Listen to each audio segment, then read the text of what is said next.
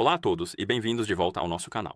Aqui na minha frente eu tenho o Realme Watch S5 e hoje vou mostrar como desinstalar aplicativos deste relógio.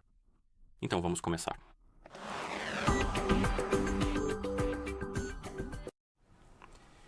Se você quiser remover alguns aplicativos do seu relógio, que você instalou anteriormente, será necessário, é claro, usar o aplicativo Realme Link no seu celular que está pareado com o relógio. Então seu relógio precisa estar pareado com um celular e, você precisa abrir o aplicativo, o Realme Link. Na verdade, deixe-me reabrir o aplicativo. No aplicativo Realme Link, na página inicial, você deve ver o seu Realme Watch S5. Selecione-o, toque em Mercado de Apps e depois toque em Meus Apps bem aqui.